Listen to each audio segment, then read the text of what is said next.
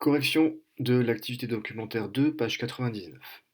Donc, quel type de roue doit-on choisir pour avoir les meilleures performances quant à la vitesse? Donc, on a plusieurs documents ici. Première question. Donc, ici, première question. S'approprier. Donc, d'après le document 1, sur quels paramètres des roues de roller peut-on jouer pour augmenter sa vitesse? Donc, c'est noté ici. Bien que plus difficile à lancer et à manier, les roues plus grandes apportent une augmentation notable de la vitesse. Donc, voilà, roue plus grande, donc c'est sur la taille des roues.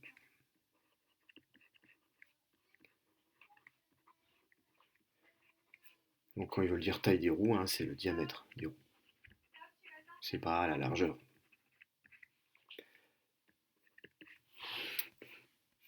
Deuxièmement, donc on souhaite étudier le paramètre taille des roues. On supposera que l'athlète roule à 20 km/h avec des roues de 80 mm de diamètre. Donc, hop, le diamètre ici c'est 84 mm et ça avance à 20 km/h.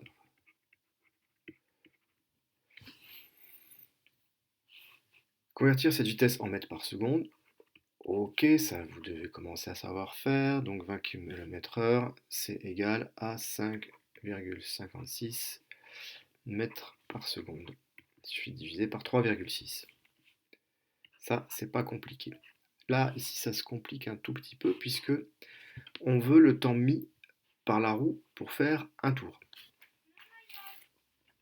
Alors, le temps mis par la roue pour faire un tour, elle doit faire, la roue doit parcourir 5,56 mètres en une seconde. Mais un tour de roue, ça fait combien de mètres? Eh oui, un tour de roue égale combien de mètres? Eh bien, on a une formule qui nous dit que le périmètre d'un cercle, c'est 2 pi r ou pi fois d, d étant le diamètre. Donc, pi fois d, ça fait pi fois 84 mm, donc 10,3 mètres. Donc, ça donne 0,264 mètres pour un tour de roue. Ça égale un tour de roue. On va mettre ici un tour de roue. Tac. Un tour de roue, c'est ça. 0,264 mètres. Qu'est-ce qu'on sait maintenant? On sait qu'on doit faire 5,56 mètres en une seconde. Donc on fait un beau petit carré magique de proportionnalité. Donc 5,56 mètres. On parcourt ça en une seconde à 20 km/h. Donc 0,264 mètres, ça va être parcouru en combien de temps? Donc on fait le produit en croix ici et on obtient en 0,0475 secondes. Ça pour l'instant, c'est pas le temps mis par la roue pour faire un tour. Si, c'est le temps mis par la roue pour faire un tour. Si. Puisque ça c'est un tour. Donc on parcourt bien un tour en 0,0475 secondes.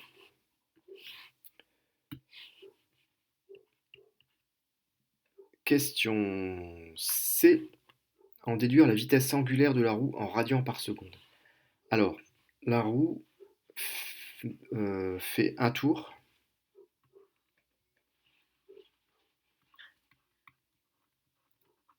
en 0,0475 secondes.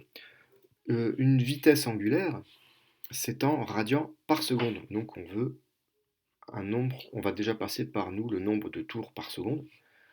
On calculera la vitesse angulaire ensuite.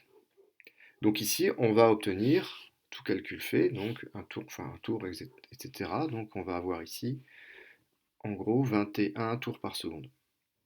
Ça fait 21,06. Bon. Donc on fait 21 tours par seconde. Et 21 tours par seconde, un tour, c'est 2 pi radians. On peut encore faire un tableau de proportionnalité si on veut, hein. Un tour, c'est 2 pi radians. Donc 21 tours, ça fait combien de radians? Eh bien, tout le calcul fait, ça fait 132 radians. Ça, faut pas oublier que ça, c'est pour une seconde.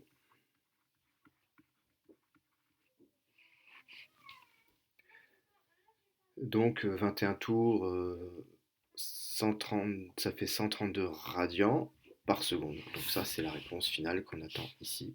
Donc oméga, c'est 132 radians par seconde. Alors on peut avoir des formules hein, pour passer directement de n. Alors n, ce qu'on appelle n en général, c'est ça, c'est le nombre de tours. 21 tours par seconde. Et oméga, hein, pour passer des tours par seconde à des radians par seconde. Mais j'aime bien l'idée aussi de ne pas avoir trop de formules en tête et de savoir se débrouiller avec des outils simples et toujours un peu les mêmes, donc cette bonne vieille règle de proportionnalité. Donc voilà pour la question C. Nouvelle feuille.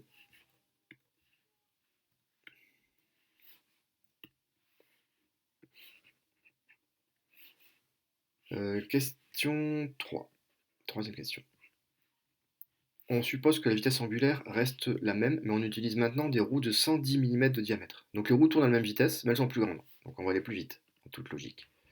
Alors évidemment, on nous demande euh, calculer le temps mis par la roue pour faire un tour. Si la vitesse angulaire reste la même, le temps mis par la roue pour faire un tour reste le même. Donc le temps pour faire un tour, on a tout le temps. Tout à l'heure, on avait combien? Donc 475 millisecondes. On va en profiter pour mettre 100 millisecondes.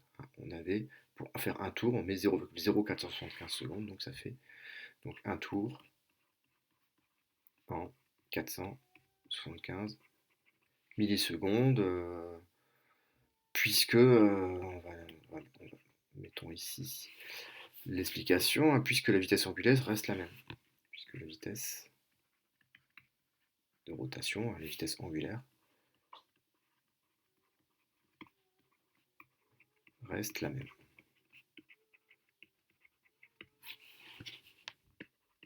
Donc maintenant, on nous demande évidemment calculer la distance parcourue en un tour de roue. Alors en un tour de roue et la distance parcourue, comme tout à l'heure, on avait fait le calcul du périmètre. Un tour de roue, ça fait combien de mètres? C'est la même question ici. Donc, un tour de roue fait combien de mètres? Le périmètre, on va l'appeler P', c'est pi d'. Donc pi fois 110 milli, 10-3 mètres. Donc un tour de roue nous permet de parcourir 0,346, bon, je vais mettre 4 chiffres significatifs ici. Et dernière question, en déduire la vitesse de l'athlète dans ces conditions. Eh bien, les 3456 mètres s'effectuent bien en 475 millisecondes. 475 millisecondes. Nous, on veut des mètres par seconde, on veut la distance parcourue en une seconde, donc on met un 1 ici, et on fait la bonne vieille règle de proportionnalité, et on tombe sur 7,3 mètres. Hein, donc la vitesse, c'est 7,3 mètres par seconde. Hein. Ce qui fait, on peut reconvertir, donc là on multiplie par 3,6, donc on a du 26 km/h. Tout à l'heure, on était à 20 km/h.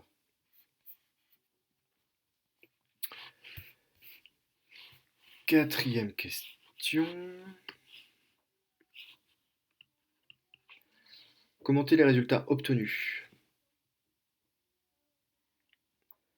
Sont-ils conformes aux prévisions réalisées à la question 1? Bah oui, quand on a un diamètre plus grand, donc quand on passe d'un diamètre de 84 à un diamètre de 110, eh bien la vitesse augmente puisqu'on passe de 20 km/h à 26 km/h. On peut dire ça, même si je trouve que c'est un peu limité comme analyse, puisque ça suffit pas pour aller juste plus vite. Je pense qu'on doit aussi fournir plus d'efforts. Hein, les roues, pour tourner comment dire, à la même vitesse angulaire alors qu'elles sont plus grandes, on a plus d'énergie cinétique, donc il faut dépenser quand même plus d'énergie. Donc on va dire commenter les résultats obtenus rapidement, hein. Diamètre plus grand implique une vitesse plus grande. Voilà. Donc oui, c'est conforme aux prévisions réalisées à la question 1. Alors choisir parmi les relations ci-dessous celle qui fait le lien entre vitesse, rayon et vitesse angulaire. Justifier en utilisant les réponses aux questions précédentes.